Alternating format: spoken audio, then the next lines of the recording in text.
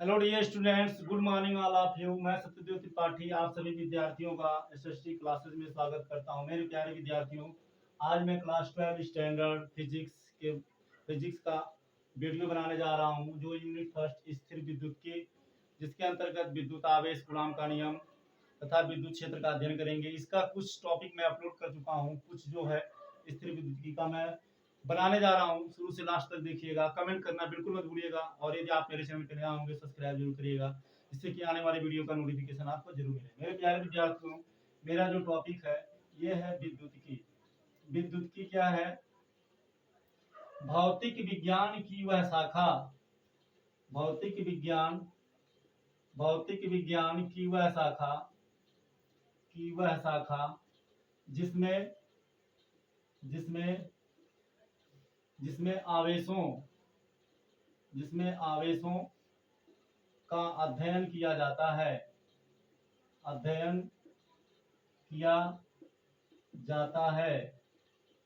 कामा विद्युतिकी कहलाता है। ठीक है, मतलब भौतिक विज्ञान की ऐसी शाखा, आप विज्ञान की एक शाखा है भौतिक विज्ञान। ठीक, विज्ञान की ढेर सारी शाखाएं हैं, कृषि विज्ञान है, जीव विज्ञान है, रसायन विज्ञान है। ठीक है, इसी तरह से उसकी एक शाखा भौतिक विज्ञान है। और भौतिक विज्ञान की भी एक ऐसी शाखा है जिसमें सिर्फ आवेशों का ही अध्ययन किया जाता है। तो जिसमें सिर्फ भौतिक विज्ञान की ऐसी शाखा या ऐसा पार्ट या ऐसा ब्रांच जिसमें सिर्फ आवेशों का ही अध्ययन किया जाता है, चार्ज को ही स्टडी किया जाता है, ऐसे ब्रांच को हम विद्युत की कहते हैं। विद्युत की लिए स्टूडेंट्स जो मेरा होता है, पहला है स्थिर विद्युत की। स्थिर विद्युत की क्या है? स्थिर विद्युत की के अंतर्गत हम स्थिर विद्युत की का भी अध्ययन हम विद्युत की के अंतर्गत ही करते हैं। विद्युत की वह शाखा, विद्युत की वह शाखा जिसमें स्थिर स्थिर आवेशों का स्थिर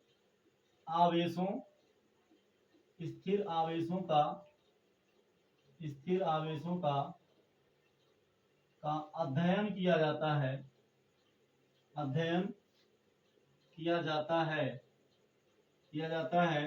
स्थिर विद्युत कहलाता है। बात समझ में आई? चलिए, बहुत अच्छे। अभी इसको हम समझ लेते हैं। मेरा जो दूसरा है गतिक विद्युत की है। गतिक विद्युत की क्या है? विद्युत की वह शाखा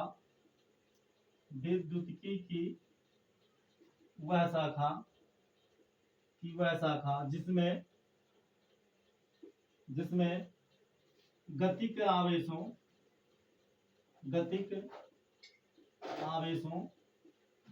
गतिक आवेशों का अध्ययन किया जाता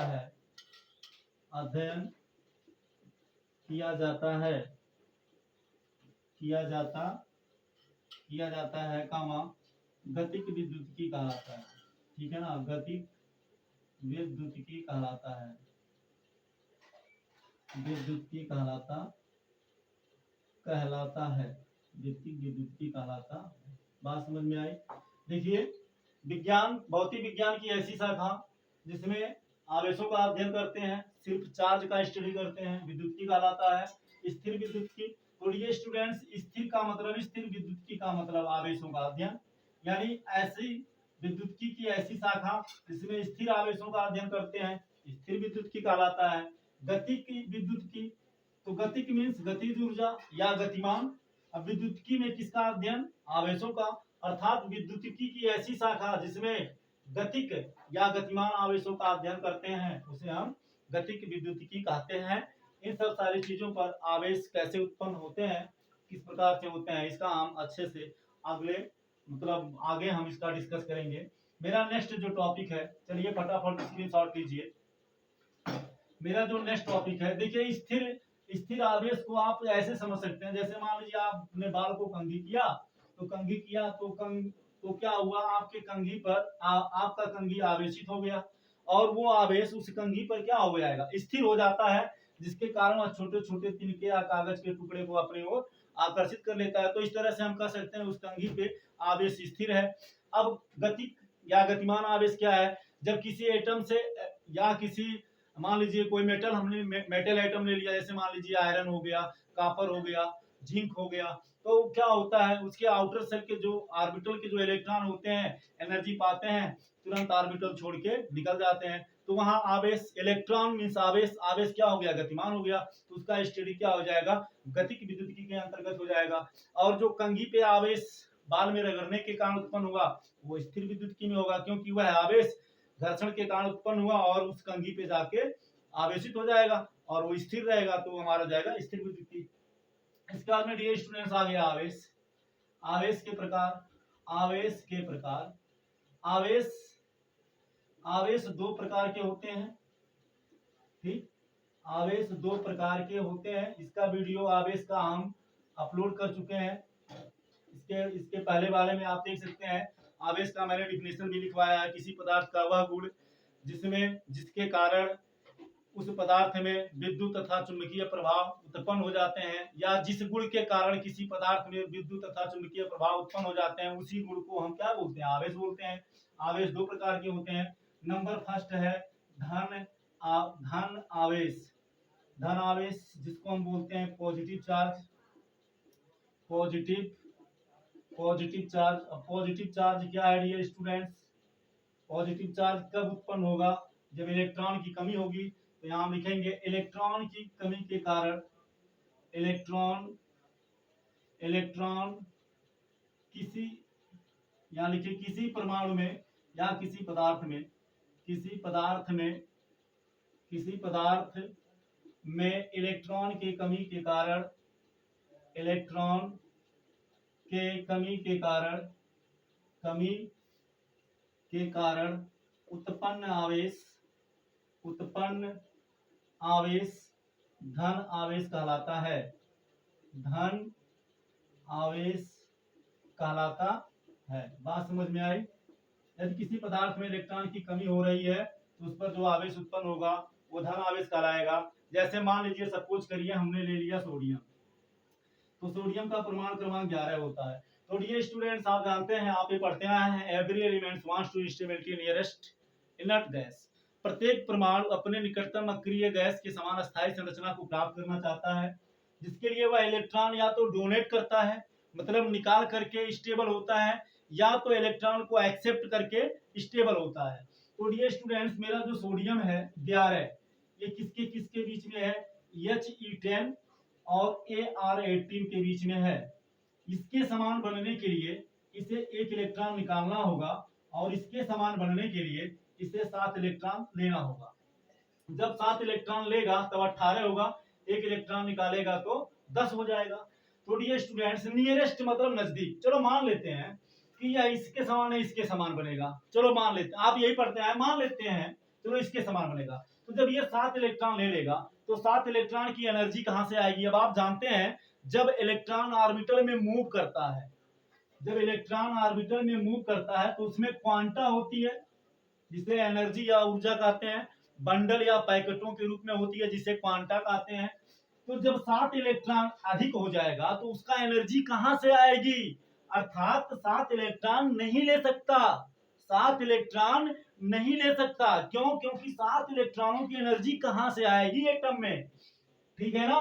दूसरा लॉजिक ये है, देखो मान लेते हैं कोई आदमी ए है, ये चीनी लेना चाहता है। क्या लेना चाहता है? चीनी। क्या लेना चाहता है? चीनी। ये है। यदि यहाँ चीनी लेने जाता है तो 38 रुपया केजी मिलता है। ठीक है, ये 7 किलोमीटर दूर है और यहाँ चीनी लेता है तो यहाँ भी 38 रुपया में मिलता है, 1 किलोमीटर दूर है। मुझे आप बताओ चीनी कहाँ लेगा? यही लेगा ना। क्यों? क्योंकि भाई पागल थोड़ी है, 1 किलोमीटर जाएगा और 38 दे के 1 किलो लाएगा। यहाँ भाई क्यों जाएगा? 7 किलोमीटर जाने में क्या होगा? थक जाएगा, समय बर्बाद होगा, चीनी मिलेगा 1 ही किलो, पैसा 38 ही लगेगा, तो क्या फायदा भाई, यहीं लेकर के मस्त हो जाएगा। सेम लॉजिक यहाँ लग गया। ठीक है ना। एक चीज ये जानो, जब आप साइंस पढ़ो तो उसको अपने रियल लाइफ से जोड़ो। वास्तविक जीवन से जोड़ो, एकदम 100% चुटकी बजा के प्रॉब्लम सॉल्व हो जाएगी। तो ठीक उसी तरह से सोडियम एक इलेक्ट्रॉन निकाल देगा, ठीक है ना, ये इसके करीब में है, तो एक इलेक्ट्रॉन जब निकाल देगा, तो जब एक इलेक्ट्रॉन निकालेगा तो क्या होगा डियर स्टूडेंट, जब एक इलेक्ट्रॉन निकाल देगा, अब देखिए यहाँ हम समझते हैं, जब सोडियम एक इलेक्ट्रॉन निकालेगा तो ये सोडियम का है 11, ठीक है ना, तो जब 11 था तो इसमें कितने प्रोटॉन थे, 11 प्रोटॉन, एक प्रोटॉन पर एक प्लस, तो 11 प्रोटॉन पर 11 प्लस। अब आप जानते हैं किसी परमाणुओं में इलेक्ट्रॉनों की संख्या प्रोटॉनों की संख्या के बराबर होती है, तो इलेक्ट्रॉनों की संख्या भी कितनी हो जाएगी, 11। अब एक इलेक्ट्रॉन पे एक माइनस, तो 11 इलेक्ट्रॉन पे 11 माइनस, ये हो गया 0, कोई आवेश नहीं। और आप पढ़ते भी आए हैं कि जो परमाणु होता है वो क्या होता है, उदासीन होता है, ठीक है ना, स्वतंत्र अवस्था में नहीं पाया जाता है। चलिए, अब जब यह एक इलेक्ट्रॉन निकाल देगा तो प्रोटॉन तो न्यूक्लियस में है ना, प्रोटॉन कहाँ होता है, नाभिक में, तो प्रोटॉन तो आता जाता नहीं है, प्रोटॉन स्थिर होता है, तो प्रोटॉन तो 11 ही रहेगा ना, तो एक प्रोटॉन पर एक प्लस, तो 11 पे 11 प्लस। अब इलेक्ट्रॉन एक निकाल दिया डियर स्टूडेंट, ध्यान दीजिए, 11 इलेक्ट्रॉन था, एक निकाल दिया, कितना बचा, कितना बचा, 10। अब एक इलेक्ट्रॉन पर एक माइनस, तो 10 इलेक्ट्रॉन पर 10 माइनस, तो इसको जब इसमें हम जोड़ेंगे 11 प्लस में -10 को ऐड करेंगे तो +1 आएगा, तो +1 आवेश आया कि नहीं आया, धन आवेश आया कि नहीं आया ना, आया ना, बात समझ में आई।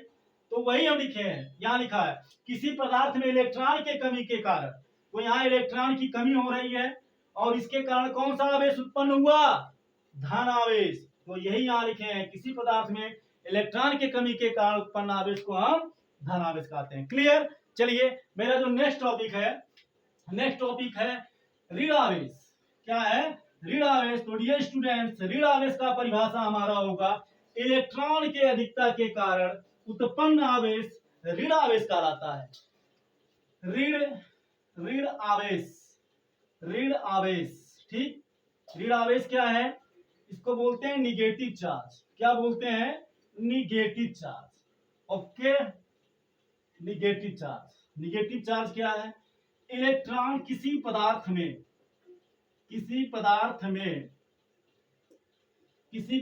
में इलेक्ट्रॉन के अधिकता के कारण, इलेक्ट्रॉन के अधिकता के कारण, अधिकता के कारण उत्पन्न आवेश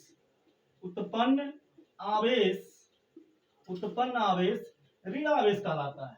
कौन सा आवेश कहलाता है, ऋण आवेश कहलाता है, ठीक है ना, ऋण आवेश कहलाता है। अब हमने कह दिया और आपने मान लिया ना भाई ना, मत मानिए, इसको करके देखो।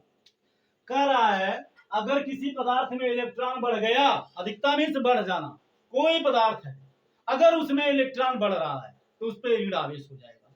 कैसे होगा, इसको हम समझते हैं। मान लीजिए हमने ले लिया क्लोरीन, तो डियर स्टूडेंट्स, क्लोरीन का जो हमारा एटॉमिक नंबर है वो 17 है।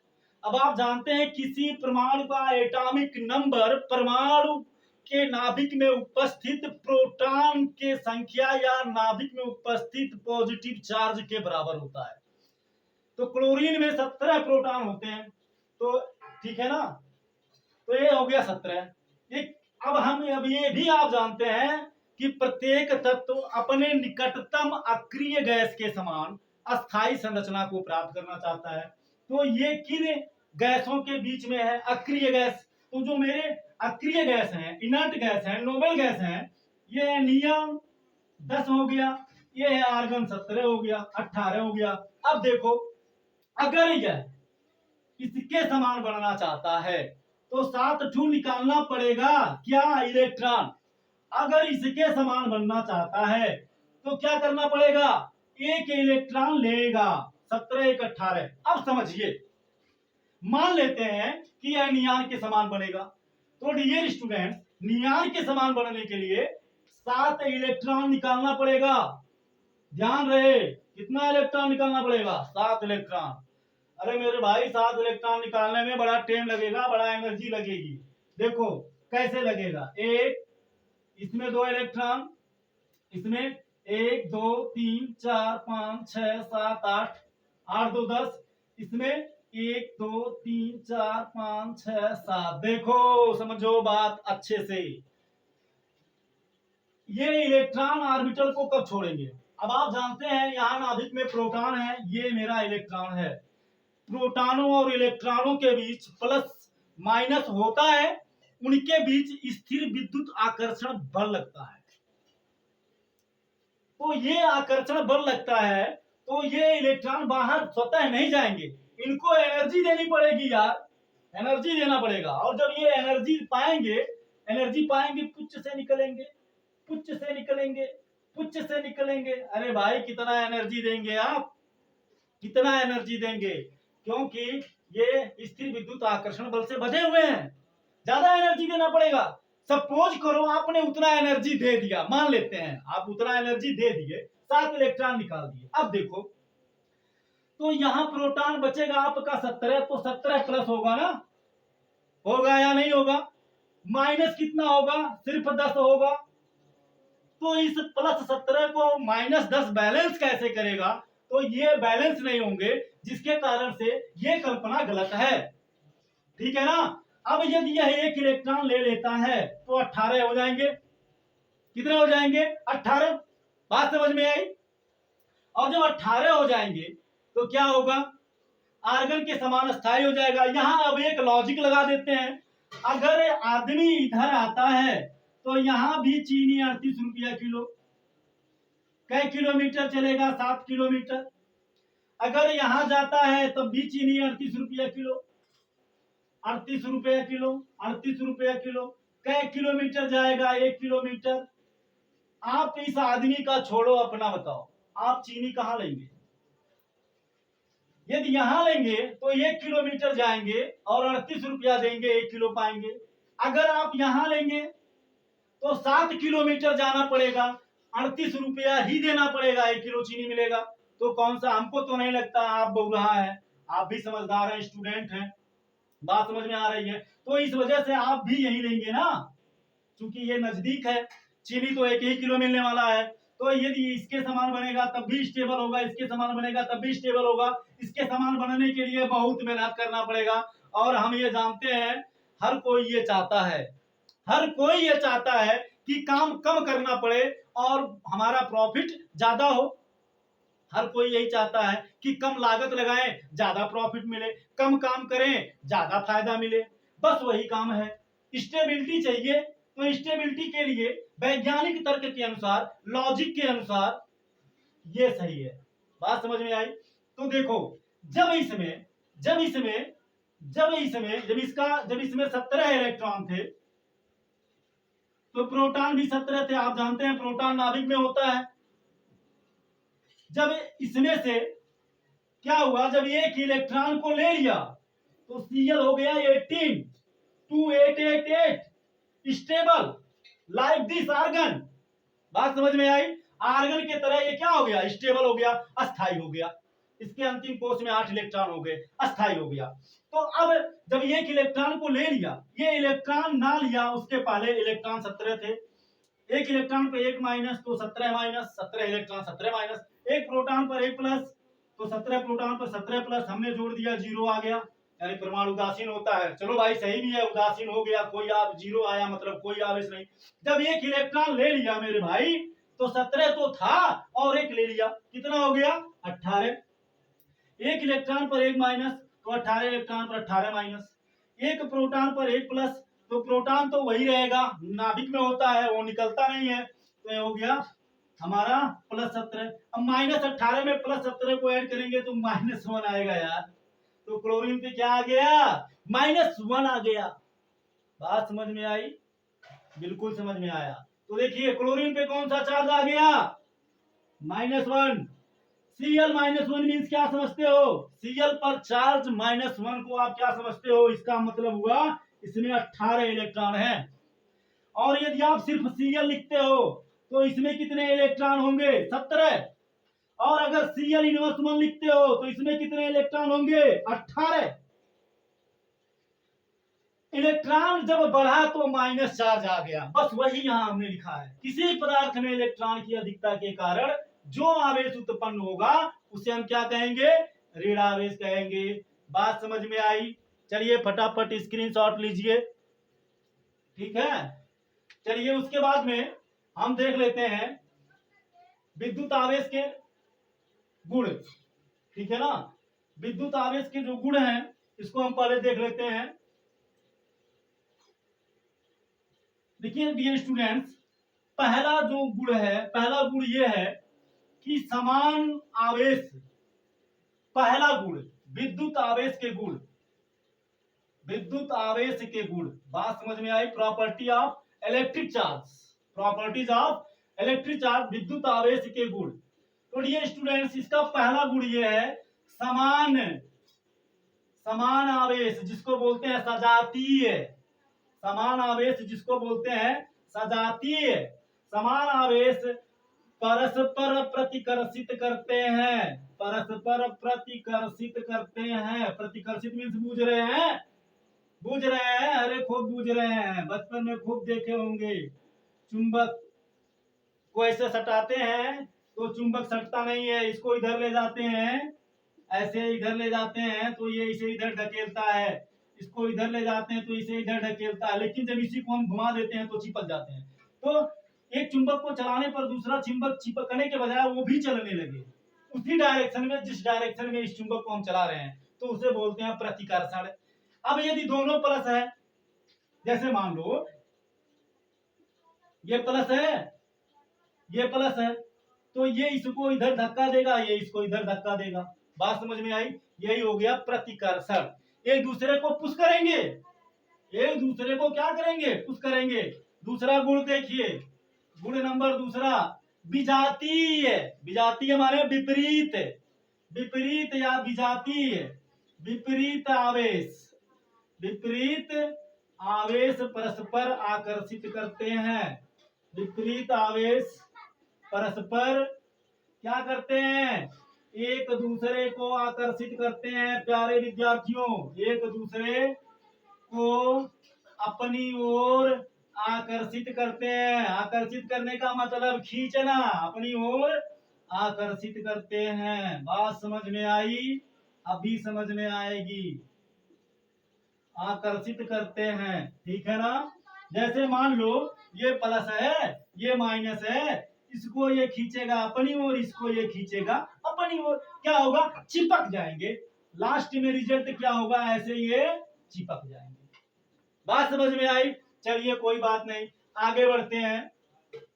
उसके बाद में है आवेश संरक्षण। तो आवेश संरक्षण क्या होता है?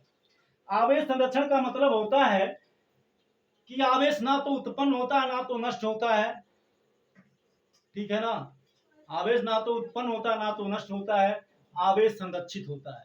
कहने का मतलब है, इसको आप ऐसे समझ लीजिए, कहां तक हम लिखेंगे। कहने का मतलब है, जैसे मान लीजिए ये सोडियम था, ये क्लोरीन था, इस पर नेट चार्ज कितना होगा, 0। इस पर नेट चार्ज कितना है, 0। लेकिन जब इसने इसको एक इलेक्ट्रॉन डोनेट किया तो क्या हो गया, NaCl बन गया। लेकिन इसको जब आप ब्रेक करोगे तो आपको क्या मिलेगा, Na+ मिलेगा, Cl- मिलेगा।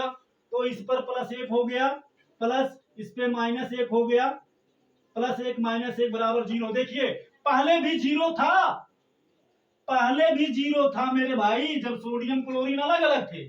जब हमने दोनों को मिलाया, सोडियम और क्लोरीन को मिलाया, तो सोडियम इलेक्ट्रॉन डोनेट किया खट्ट से और क्लोरीन ले लिया पट्ट से। तो जब इसने इसको दे दिया तो सोडियम में इलेक्ट्रॉन की कमी, तो इलेक्ट्रॉन की कमी तो सोडियम पर प्लस चार्ज। बात समझ में आई? इसने ले लिया पट्ट से, तो इसमें इलेक्ट्रॉन की अधिकता, अरे भाई एक इलेक्ट्रॉन पहले से था फिर आया, इलेक्ट्रॉन बढ़ गया तो खटाक से माइनस चार्ज आ गया। तो ये प्लस, यहाँ कुछ नहीं तो 1, यहाँ कुछ नहीं तो 1, +1 -1 मिल रहा है तो जोड़ दो, +1 -1 बराबर 0। पहले भी नेट चार्ज 0, रिएक्शन के बाद भी नेट चार्ज 0। ये हो गया आवेश संरक्षण नियम। बात समझ में आई? चलिए आगे बढ़ते हैं। विद्युत आवेशों की योज्यता।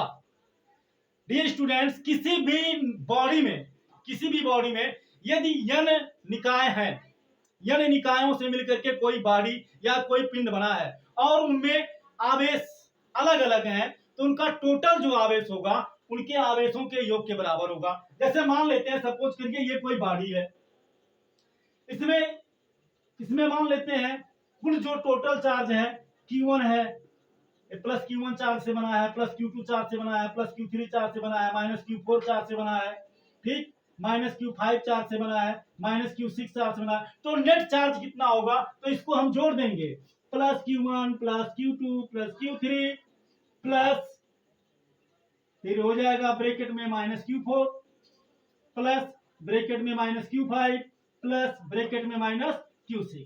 तो हो गया आवेशों की योज्यता। कोई भी बॉडी जितने आवेशों से मिलकर बनी है उन टोटल आवेशों को निकायों को जोड़ देंगे, निकायों के आवेशों को जोड़ देंगे और उसका नेट आवेश उसके योग सभी आवेशों के योग के बराबर होगा। ये स्टूडेंट्स लास्ट है आवेशों का क्वांटीकरण, क्वांटिनाइजेशन ऑफ चार्ज, क्वांटिनाइजेशन ऑफ चार्ज, आवेशों का क्वांटीकरण। डियर स्टूडेंट्स, अब क्वांटीकरण का मतलब क्या होता है, इसको आप ऐसे ही समझ सकते हैं कि प्रकृति में आवेश सदैव, ये जो हमारा नेचर है, ठीक है ना, सदैव एक निश्चित न्यूनतम पूर्ण गुणक के रूप में उपस्थित होते हैं। एक आवेश इस प्रकृति में न्यूनतम, सदैव न्यूनतम, ठीक है ना, निश्चित, सदैव निश्चित न्यूनतम पूर्ण गुणक के रूप में उपस्थित होते हैं और उसे ही हम आवेशों का क्वांटीकरण कहते हैं। तो जो आवेश का न्यूनतम जो है, न्यूनतम जो गुणक है डियर स्टूडेंट्स, वो है E। अब आवेश जो आपका होगा, या तो आवेशों के क्वांटीकरण को हम प्लस माइनस यानी से रिप्रेजेंट करते हैं।